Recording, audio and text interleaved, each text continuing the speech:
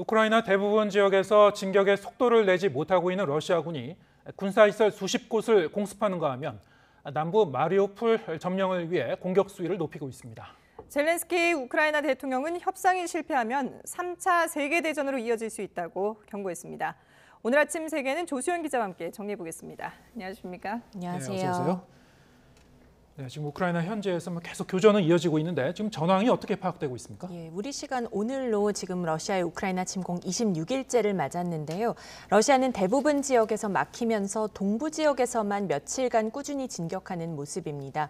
수도 키이우 인근에서는 우크라이나군의 강력한 방어에 러시아군의 진격이 정체됐고요. 다른 지역 곳곳에서도 보급 문제 등으로 어려움을 겪고 있습니다. 이런 가운데 러시아군은 남부 핵심 도시 마리우폴을 계속 포위한 채 공격을 집중하고 있습니다. 현지 시간 20일에는 주민 400여 명이 대피한 학교 건물을 폭격했는데 아직 정확한 인명피해 상황은 확인되지 않고 있습니다. 뉴욕타임스는 마리우폴의 민간인 거주 지역에 광범위한 피해가 발생하고 있다고 전했습니다. 유엔 산하 연구진이 위성 사진으로 분석한 결과 지금까지 최소 390개의 건물이 무너지거나 훼손된 것으로 나타났습니다. 그런데 이는 마리우폴 일부 지역만 분석한 것이어서 실제 피해 규모는 훨씬 더 클 수가 있습니다. 예. 지금 현재 상황으로 본다면 이 마리우폴이 최대 격전지가 되고 있는 상황인데 그러면 지금 이 통제권은 누구한테 있는 건가요? 네, 그래도 아직까지는 우크라이나군이 필사적으로 마리우폴을 방어하고 있기 때문에 러시아군에 완전히 넘어간 것은 아닙니다. 하지만 전세가 이미 러시아 쪽으로 기울었다는 관측도 나옵니다. 워싱턴 포스트는 러시아군이 도시 내부로 깊숙이 진격을 해서 우크라이나군이 통제력을 이미 잃고 있다 이렇게 분석했습니다. 러시아 측은 마리우폴을 총력 사수하는 우크라이나군에 즉각적인 항복을 요구하는 한편 무기를 내려놓으면 안전하게 마리우폴을 빠져나갈 수 있을 것이라고 약속했습니다. 모스크바 시각으로 오늘 오전 10시, 그러니까 우리 시간으로 오늘 오후 4시부터 마리우폴의 동서쪽으로 인도주의 회량을 열어놓겠다고 했는데요. 이번 민간인 대피가 성공적으로 이루어질지 지켜봐야겠습니다. 네, 러시아군이 하루 사이에 우크라이나 이 군사시설에 대한 공습을 부쩍 강화했죠? 네, 그렇습니다. 러시아 국방부가 현지 시간 20일 하루 동안 이 우크라이나의 군사 인프라 89곳을 공습했다고 밝혔습니다. 지휘소와 야포, 미사일과 대포 저장고, 또 다연장 미사일 시스템 등이 타격 대상이 됐습니다. 또 러시아 방공 시스템이 우크라이나 무인기 7대를 격추했다고 덧붙였습니다. 러시아는 또 연이틀 극초음속 미사일인 킨잘로 우크라이나 군사시설을 공격하기도 했습니다. 러시아군이 이렇게 공격 수위를 높이고 있지만 키이우나 하르키우 등 핵심 도시 점령 목표는 달성하지 못하면서 이번 사태가 교착 상태에 빠질 수 있다는 전망도 나오고 있습니다. 예.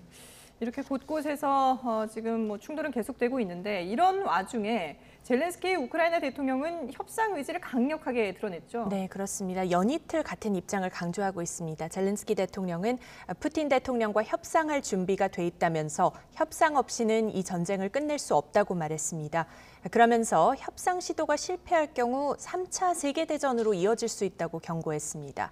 러시아군의 공격에 맞선 항전 의지를 거듭 다지면서도 무력 사용이 계속되면은 인명피해를 막을 수 없는 만큼 어떤 형식이든 푸틴과의 협상 기회를 활용해야 한다고 강조했습니다. 그리고 젤렌스키 대통령은 이번에 이스라엘 의회를 대상으로도 화상연설도 했는데요. 이스라엘의 무기 지원과 서방의 대러시아 경제 제재 동참을 촉구했습니다. 이스라엘은 러시아와 우크라이나 양쪽과 비교적 좋은 관계를 유지해왔기 때문에 이번 침공 사태와 관련해서 좀 조심스럽게 대응을 해왔습니다. 우크라이나의 방공망 지원 요청을 거부해왔고 서방의 제재에도 동참하지 않았습니다. 젤렌스키 대통령은 본인도 유대인 출신인데 이번 연설을 통해 이스라엘을 움직일 수 있을지는 미지수입니다.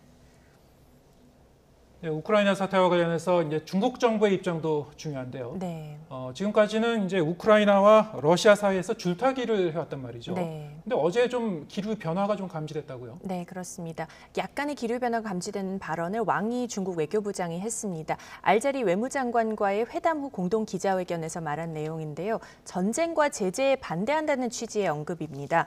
왕 부장은 중국과 알제리를 포함한 몇몇 국가들이 우크라이나 사태 관련 유엔 총회에 결의안 표결에서 기권한 것을 거론하면서 이렇게 말을 했습니다. 평화의 기회를 주는 것이자 전쟁과 제재를 사용해 분쟁을 해결하는 데 찬성하지 않는 것이며 일종의 책임 있는 자세라는 겁니다.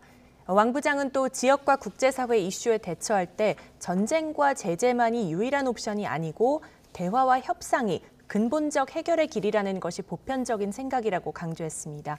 중국이 그동안 제재에 반대 입장은 강조해왔지만 이렇게 전쟁에 반대한다는 취지의 언급은 이번이 처음이어서 관심이 쏠립니다.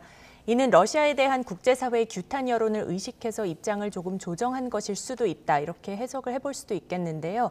실제로 미국의 린다 토마스 그린필드 주 유엔 대사는 지난 밤 사이에도 중국이 러시아를 지원하면 대가가 있을 것이라며 러시아를 옹호해서는 안 된다고 거듭 강조했습니다.